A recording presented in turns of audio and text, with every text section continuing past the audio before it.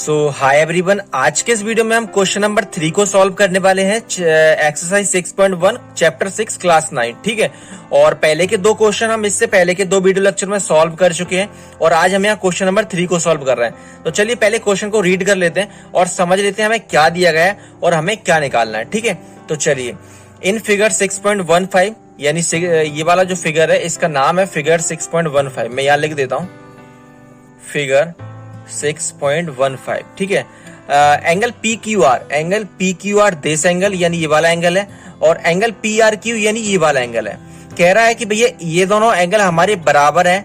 ठीक है, चलो बराबर है। अब हमें करना क्या है, देन प्रूफ करना है हमें कि एंगल पी क्यू एस, तो पी क्यू एस यानी ये वाला जो एंगल है और एंगल पी आर टी और पी आर टी यानी ये वाला एंगल, हमें इन दोनों एंगल को प्रूफ करना है कि ये दोनों एंगल बराबर है। ठीक है, तो देखिए इक्वेशन ही है एक तरीके से, तो हमें एक ऐसी इक्वेशन यहाँ पे बनानी होगी कि जिसमें हमें पी क्यू एस एंगल मिल जाए और पी आर टी एंगल मिल जाए। तो अब हमें यहाँ पर देखना है कि भैया पी क्यू एस और पी आर टी एंगल किस तरीके से बन जाएगा, इक्वेशन में कैसे आएगा। तो अभी तक आप देख चुके हैं लीनियर पेयर ही हमारे पास एक ऑप्शन है, क्योंकि यहाँ पर आप देख रहे हैं ये लाइन है और लाइन पर ही ये दोनों एंगल आ रहे हैं। तो इस तरीके से अगर इन दोनों एंगल में अगर हम लीनियर पेयर वाली थ्योरम लगाते हैं और इस तरफ भी लगाते हैं तो हमें ये दोनों एंगल भी मिल जाएंगे और एक इक्वेशन भी बन जाएगी। चलो सॉल्व करते हैं इसको पहले। तो यहाँ पे लिखते हैं सॉल्व। तो देखिए लीनियर पेयर लगाने के लिए पहले तो हमारे पास लाइन होना चाहिए, तो एस टी हमारे पास एक स्ट्रेट लाइन है। तो यहाँ पे हम लिख देते हैं since S T is a straight line. ठीक है, देयरफॉर अगर स्ट्रेट लाइन है तो क्या क्या क्या लिखेंगे हम, angle P Q S plus angle P Q R, इन दोनों एंगल का सम हमारा कितना हो जाएगा, 180 डिग्री हो जाएगा। ठीक है, और इसको हम इक्वेशन नंबर 1 यहां पर दे देते हैं और यहां पर लिख देते हैं लीनियर पेयर से ये हमने इसको लिखा है। ठीक है, इक्वेशन 1 क्यों दिया है, क्योंकि इस इक्वेशन का हम अभी नीचे यहाँ पे यूज करने वाले हैं। तो कभी भी इक्वेशन को जब हम यूज करते हैं तो हमें वहां पे नाम देना होते हैं। ठीक है, चलिए तो सिमिलरली इस वाले में भी हम लगा देंगे, तो P R Q plus angle P R T, इसका सम भी 180 डिग्री हो जाएगा और इसको हम दे देते हैं सेकंड इक्वेशन और यहां पे लिख देते हैं लीनियर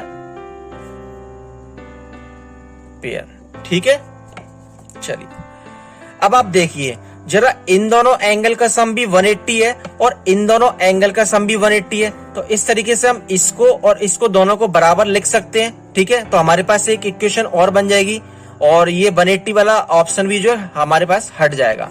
तो हम लिखेंगे फ्रॉम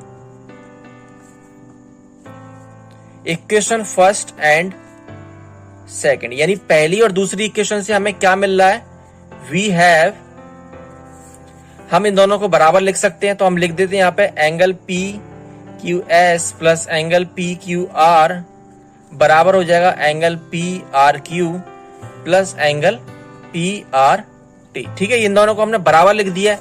अब देखिए, अब आपको जो प्रूफ करना है उसको देखना है। तो यहाँ पर हम पी क्यू एस चाहिए, पी क्यू एस मिल गया, इस तरफ पी आर टी चाहिए, पी आर टी मिल गया, बट हमें ये दोनों नहीं चाहिए। तो हमें किसी तरीके से इन दोनों को हटाना है।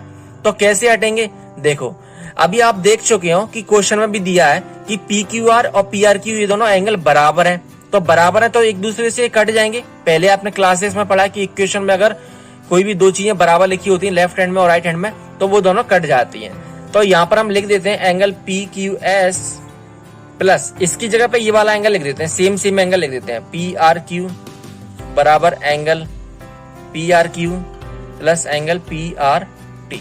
और यहाँ पे लिख देते हैं कि ये दोनों हमें पहले से गिवन में दिए गए थे, बराबर दिए गए थे, पी क्यू आर बराबर पी आर क्यू, ये दोनों एंगल हमें पहले से बराबर दिए थे। ठीक है, तो यहाँ पे हम लिख देते हैं गिवन, ऐसा हमें दिया गया था। ठीक है, लिखना होगा। तो देखिए ये दोनों बराबर हो गए तो कट जाएंगे। अब हमारे पास क्या मिल गया दोस्तों, हम यहाँ पे लिख देंगे therefore angle P Q S बराबर है एंगल पी आर। यही हमें प्रूफ करना था। तो बहुत ही सिंपल है, कोई दिक्कत नहीं है। यहाँ पे हम लिख देंगे प्रूफ्ड, दैट्स इट। ठीक है, तो ये क्वेश्चन नंबर 3 सॉल्व हमने कर लिया, बहुत ही सिंपल था। इसी तरीके से हम क्वेश्चन नंबर 4 को अगले वाले वीडियो लेक्चर में सॉल्व करेंगे, वो भी बहुत ही सिंपल क्वेश्चन है। ठीक है, चलिए, धन्यवाद।